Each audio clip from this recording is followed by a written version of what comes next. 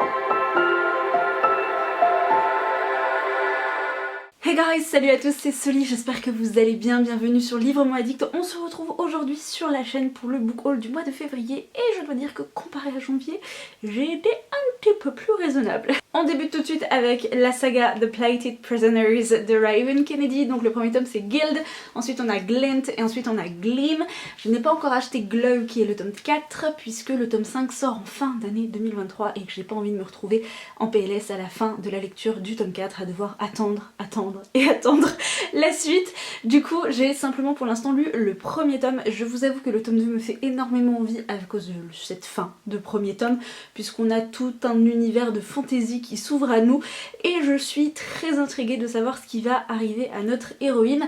C'est une saga qui est disponible notamment pour le premier tome qui vient de sortir chez Hugo dans leur collection Romantasy, je pense que vous l'avez vu passer. En français c'est intitulé La saga d'Oren et le premier tome s'intitule bien Guild.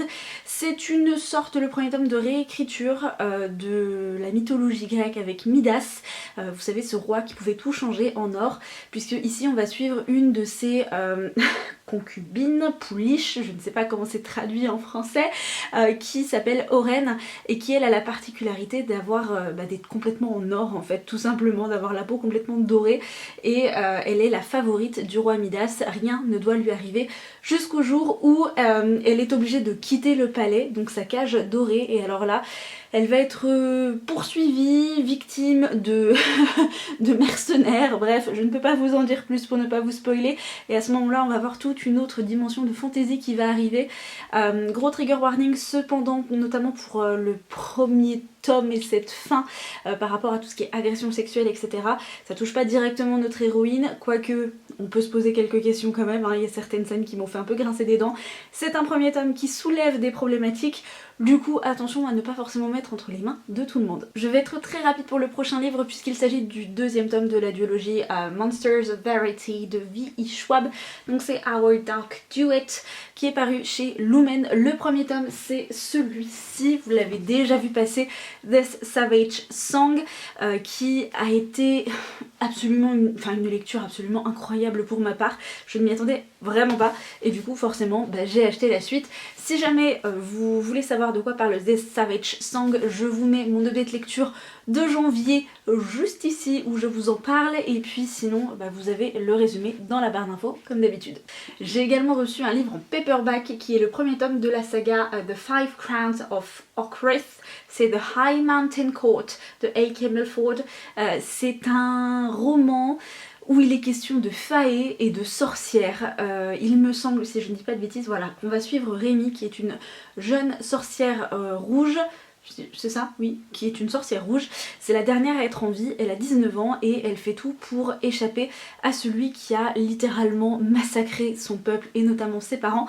Et cet homme sanguinolent, sanguinaire et barbare n'est autre que le roi de la cour du Nord. Elle fait tout pour lui échapper et pour l'instant aucun problème, jusqu'au jour où un guerrier faé va rentrer dans sa taverne et va réaliser ce qu'elle est, ce qu'elle représente, notamment pour son prince, puisque il y a un conflit sociopolitique, géopolitique entre le royaume, la cour du royaume du Nord et une autre cour, et donc Rémi va se retrouver à aider ce prince. On a un petit enemies to lovers parce qu'elle ne l'aime absolument pas, mais elle est la dernière Red Witch, la dernière sorcière rouge à être encore en vie, et du coup forcément le prince a besoin d'elle et il va tout faire pour la convaincre de l'aider, même si Rémi est loin d'être la plus puissante de son peuple. Ça avait l'air super cool, je vous avoue, et je sais que si vous l'avez lu vous dites « Ouh oui, il y a des vibes », il y a quand même un côté très Akomaf je devrais dire, entre la montagne, le symbole de la montagne, bon en même temps c'est assez universel le symbole de la montagne, mais vous voyez ce que je veux dire avec ce Fae Warrior, ce guerrier faé, ses princes et ses conflits entre deux cours. Je sais pas trop ce que ça va donner, j'étais très intriguée, je l'ai vu beaucoup passer sur les chaînes anglophones l'année dernière et je m'étais dit bon, il faut vraiment que je me lance. Du coup bah voilà, chose faite.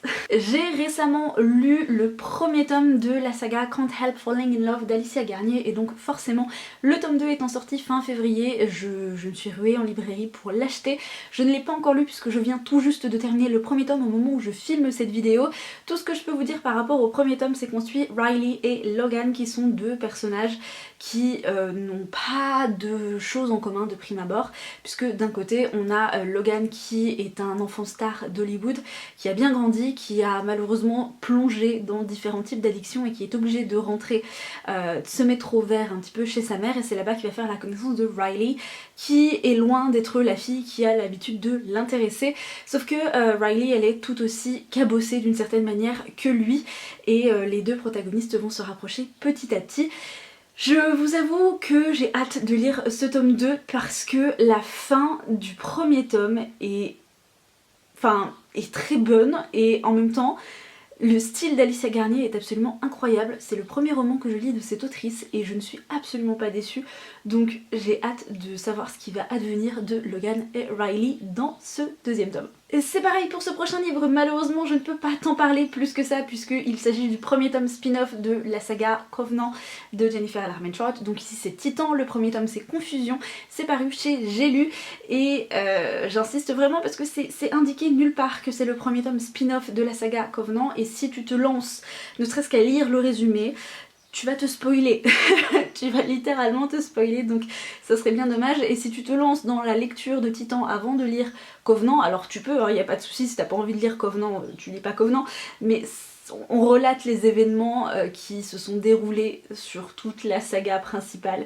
dans ce premier tome, donc forcément tu vas te spoiler la totalité des 5 tomes, et c'est quand même un petit peu dommage parce que Covenant vaut le coup d'être lu. On est sur Jennifer Armentrout qui revisite la mythologie grecque de façon un petit peu urban fantasy et c'est vachement bien fait. En tout cas moi j'aime beaucoup, je vous en reparle très prochainement dans un update lecture puisque je l'ai déjà terminé. Un autre livre que je vous ai déjà présenté sur la chaîne, donc je vais aller très vite, et il s'agit d'un tome 2 également, c'est Red Light, le tome 2 de la saga Palisade Spark de Maloria Cassis qui est paru chez Hugo Roman dans la collection New Romance.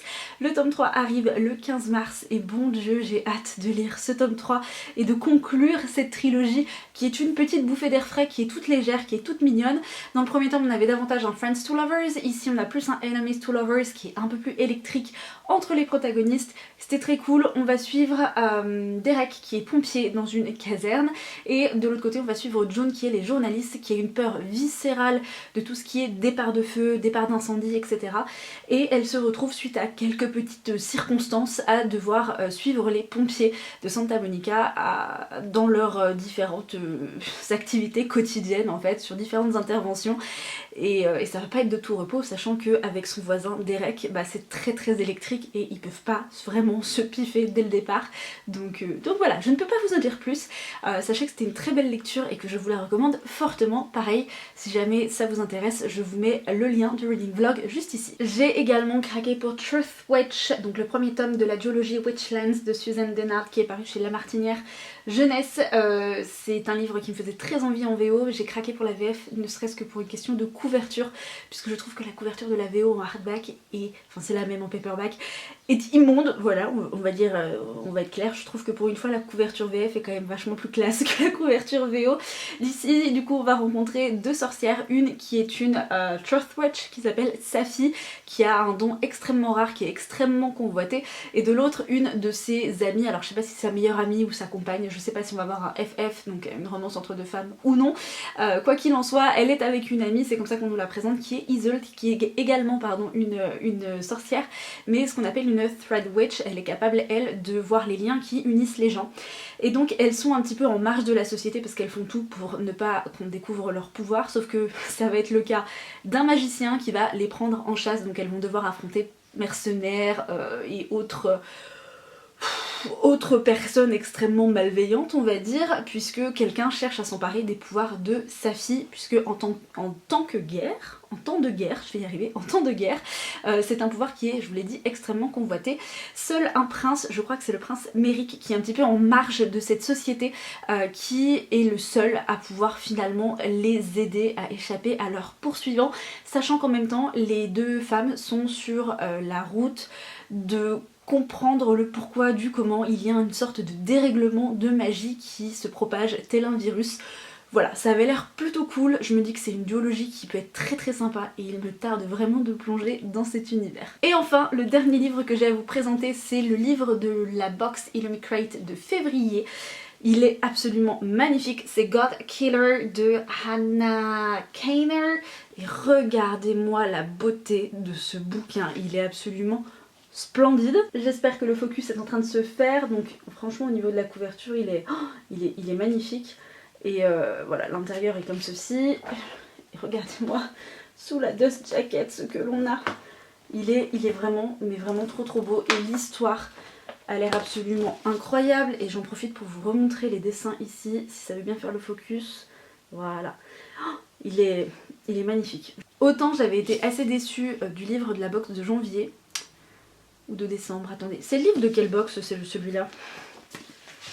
Je vous ai peut-être d'idées. Ah non, c'est le livre de la box de janvier. Donc voilà, c'est ça. J'avais été extrêmement déçue par la box de décembre. Et là, je le trouve super beau, surtout qu'il a l'air vachement bien. Dans cette histoire, on va suivre Kissen, dont la famille a été sauvagement assassinée par des Zealots, qui sont des créatures d'une divinité du feu. Et donc, pour se venger, elle est devenue une God Killer, donc une tueuse de divinités. Jusqu'au jour où elle va tomber sur un dieu qu'elle ne peut pas tuer, qui s'appelle Skedi, qui est un dieu du mensonge, qui semble s'être lié d'une certaine manière assez étrange d'ailleurs à une jeune noble, ou un jeune noble, je ne sais pas, puisque nous n'avons pas le prénom de cette personne, donc qui va s'être lié à ce noble ou cette noble, et tous les deux sont poursuivis par des créatures. Et donc, concours de circonstances, Kissen va se retrouver à les aider, ils vont être rejoints également par un chevalier assez mystérieux, toujours poursuivi par des hordes de démons, etc. Et ils doivent absolument rejoindre une cité en ruine où en fait on a un petit peu les derniers dieux sauvages qui existent, et en même temps ils doivent essayer de combattre une guerre civile qui se répand dans le royaume. Je ne peux pas vous en dire plus, c'est tout ce que nous indique le résumé, et ça avait l'air vachement cool, et juste pour la beauté du livre, on n'a qu'une envie, c'est de plonger dans l'univers. J'en ai terminé avec cette vidéo, j'espère qu'elle vous aura plu. Dites-moi dans les commentaires pour quel livre vous avez craqué en février. Est-ce que vous prévoyez de gros craquages au mois de mars? Dites-moi tout ça, je suis très curieuse. Et puis comme d'habitude pour le book haul, puisque des livres ont rejoint notre belle pile à lire, n'hésitez pas à laisser l'emoji avec les livres qui sont empilés. Voilà, tout simplement pour représenter notre palle qui en a pris un coup. Et puis voilà, je vous souhaite à tous et à toutes de passer de très belles et bonnes lectures. Je vous dis à la prochaine sur la chaîne, et en attendant bien évidemment, prenez soin de vous. Ciao.